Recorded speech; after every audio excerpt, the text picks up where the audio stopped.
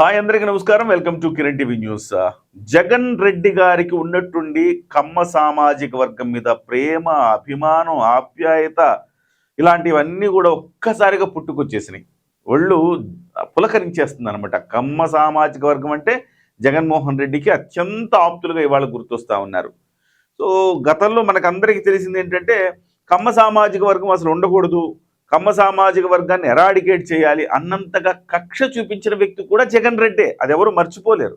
కానీ ఇవాళ ఆయన ఎందుకో వరుసగా కమ్మల మీద ప్రేమను ప్రదర్శిస్తూ వస్తున్నారు. కమ్మ సామాజిక వర్గం మీద ఆయన చెప్పిన ఈక్వేషన్స్ వినేవారికి బాగానే ఉంటాయి. ఒకసారి చూద్దాం ఆయన ఏమన్నారు. సో ఏమయ్యా చంద్రబాబు, కమ్మవారు మా పార్టీలో ఉంటే నీకు అభ్యంతరమా? కమ్మవారు పుట్టింది కేవలం మీకు ఊడిగం చేయడానికేనా? చంద్రబాబు అన్యాయాలపైన ఎవరైనా వ్యతిరేకిస్తే, ప్రశ్నిస్తే వారిని వెంటాడి హింసించి జైల్లో పెట్టడం, దొంగ కేసులు బనాయించడం, దొంగ సాక్ష్యాలు సృష్టించడం, పచ్చ మీడియా ద్వారా ట్రోలింగ్ చేయడం, చివరకు వారంతటి వారు ప్రాణాలు తీసుకునేలా అవమానించడం, ఇలా చేయటం కేవలం చంద్రబాబుకు మాత్రమే చెల్లు. ఏం పాపం చేశాడని నాగమల్లేశ్వరరావును చంపారు? ఏం పాపం చేశాడని ఆత్మహత్యాయత్నం చేసుకునేలా లక్ష్మీనారాయణను ప్రేరేపించారు? ఏం పాపం చేశారని మా పార్టీలో ఉన్న కమ్మవారిపై మీరు తప్పుడు కేసులు పెట్టారు? ఇదే ఆయన. ఈ నాగమల్లేశ్వరరావు ఎవరైతే ఉన్నారో ఆ నాగమల్లేశ్వరరావు ఎవరు? ఆయనకు అసలు విగ్రహం పెట్టడం ఏంటి? బెట్టింగులకు పాల్పడి ప్రాణాలు వదిలిన అతనికి విగ్రహాలు పెట్టడమా? ఎంత నీచమైన సంస్కృతి తీసుకొస్తున్నారు. రాజశేఖర్ రెడ్డి గారు మరణిస్తే ఎక్కడో ఒక చోట విగ్రహం పెట్టాలి, కానీ రాజశేఖర్ రెడ్డి గారికి ఊరు వాడ విగ్రహ రాజకీయం చేసింది జగన్మోహన్ రెడ్డి.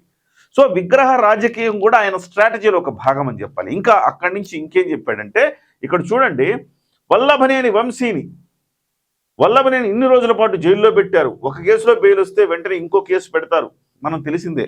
వల్లభనేని వంశీ అనే వ్యక్తి అసలు అతనికి రాజకీయ భిక్ష పెట్టిందే తెలుగుదేశం పార్టీ.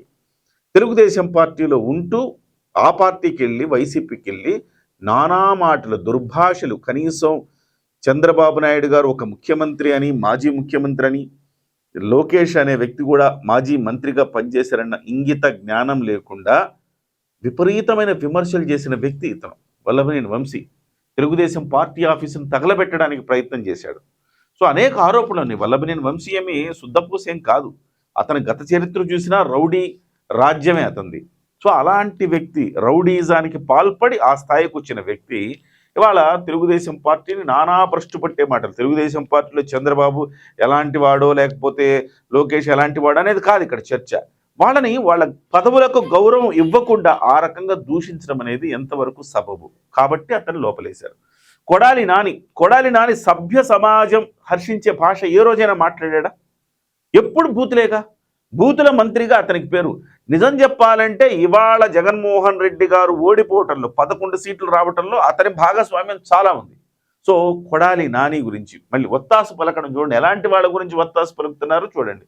తర్వాత ఏం పాపం చేశారని తలసిల రఘురాం మీద కేసులు పెట్టారు. రఘురాం గురించి ఏం కేసులు పెట్టారు అది పెద్దగా బయటకు రాలేదు.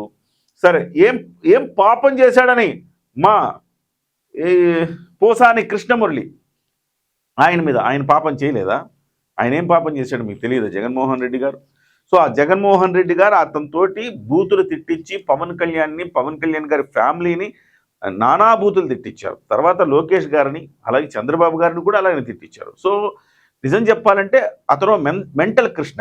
అతనుకున్న మెంటల్కి అతన్ని రెచ్చగొట్టి ఆ రకంగా ఇట్లా బిస్కెట్లు వేసినట్టు వేసి అతనితో తిట్టించాడు. సో అలాంటి పోసాని కృష్ణ మీరు ఆయన వెనకేసుకొస్తున్నారు. సో జగన్మోహన్ రెడ్డి వెనకేసుకొచ్చే వాళ్ళంతా కూడా వాళ్ళ చరిత్ర చూస్తే చాలా దారుణమైన చరిత్ర కలిగిన వాళ్ళు వీళ్ళంతా. సో కాబట్టి మనం ఏమంటున్నామంటే, సో వీళ్ళలో ఎవరైనా కమ్మ సామాజిక వర్గం వాళ్ళు ఈ వీడియో చూస్తుంటే దయచేసి వీళ్ళను మీ కమ్మ సామాజిక వర్గంలో మీరు అంగీకరిస్తారా? కామెంట్ చేయండి. అంటే వీళ్ళు మా కమ్మ వాళ్ళే, సో వీళ్ళ న్యాయమే, చంద్రబాబు తప్పని మీరు ఏమన్నా అనుకుంటారా? సో జగన్మోహన్ రెడ్డి గారితో ఏకీభవిస్తారా? మీరు కమ్మ సామాజిక వర్గం వారవేయండి.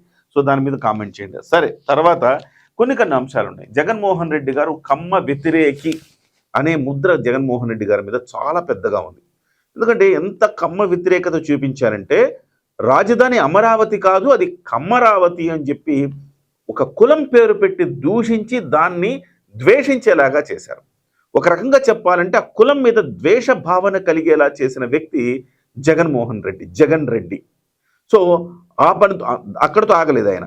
గతంలో కూడా కమ్మ వాళ్ళకే ఎక్కువగా పోస్టులు ఇచ్చారు. 34 డిఎస్పీలకు ప్రమోషన్లు ఇస్తే 32 కమ్మ వారికే ఇచ్చారు అన్న ఆరోపణ కూడా చేశారు. దాని తర్వాత ఆ ప్రభుత్వం ఆ రోజు 2014 నుంచి 19 మధ్య కాలంలో జరిగిన పరిణామం ఇది. ఆ తర్వాత ప్రభుత్వం కాదు, ఇద్దరు మాత్రమే కమ్మ సామాజిక వర్గం అనేది వివరణ కూడా ఇచ్చింది అనుకోండి, అది వేరే విషయం. అంటే ఎంతలా అంటే విషం గక్కాడు కావాలని. అక్కడ కమ్మరావతి కాబట్టి, అది కమ్మ వాళ్ళు ఎక్కువ ఉంటారు, ఒక కుల రాజధాని కాబట్టి దాన్ని లేకుండా చేయాలని శతదా ప్రయత్నం చేశారు. కమ్మ సామాజిక వర్గం వాళ్ళకు సంబంధించి వేరే పారిశ్రామికవేత్తలతో సమావేశం పెట్టినప్పుడు కూడా మీరు కమ్మ వాళ్లతో కలిసి జట్టుగా గనక మీరు వ్యాపారాలు చేయదలుచుకుంటే నేను మీకు ప్రాజెక్టులు ఇవ్వను అని ఖరాఖండిగా చెప్పాడు. అంటే కమ్మవారి ఆర్థిక సామ్రాజ్యం మీద తీవ్రంగా దెబ్బ కొట్టడానికి ప్రయత్నం చేసిన వ్యక్తి జగన్మోహన్ రెడ్డి. ఇవాళ జగన్మోహన్ రెడ్డి ఏదో దయ్యాలు వేదాలు వల్లించినట్టుగా కమ్మవారి మీద ప్రేమ అభిమానం ప్రదర్శిస్తే నమ్మేస్తారా? ఇది ప్రధానమైన అంశం. నమ్మేస్తారా లేదా అనేది మీ కామెంట్లలో తెలియచేయండి. ముఖ్యంగా పవన్ కళ్యాణ్ గారిని ఈ సందర్భంగా గుర్తు చేసుకోవాలి. పవన్ కళ్యాణ్ గారు ఏమన్నారు? కమ్మ సామాజిక వర్గాన్ని, ఒక కులాన్ని ఎరాడికేట్ చేసేలా, ఒక కులం మీద ద్వేషం పెరిగేలా, ఒక కులాన్ని టార్గెట్ చేసేలాగా వ్యవహరించడం తప్పు, నేనున్నాను, వీళ్ళు ఆ రకమైన మాటలు తప్పు అని చెప్పేసి భరోసా ఇచ్చిన వ్యక్తి పవన్ కళ్యాణ్ గారు. అందుకే ఆ రోజు నుంచి ఇవాళ వరకు తెలుగుదేశం పార్టీ అలాగే జనసేన పార్టీల మధ్య సఖ్యత కుదరటానికి ఈ రకమైన కార్యక్రమాలు కూడా కారణమని మనం చెప్పుకోవచ్చు. ఏదేమైనా జగన్మోహన్ రెడ్డి ఒక మొసలి కన్నీరు కారుస్తున్నారు, ఒక కొంగ జపం చేస్తున్నారని చెప్పొచ్చు. బట్ కమ్మ సామాజిక వర్గం వాళ్ళు నమ్ముతారా లేదా తెలియజేయండి మీ కామెంట్లలో.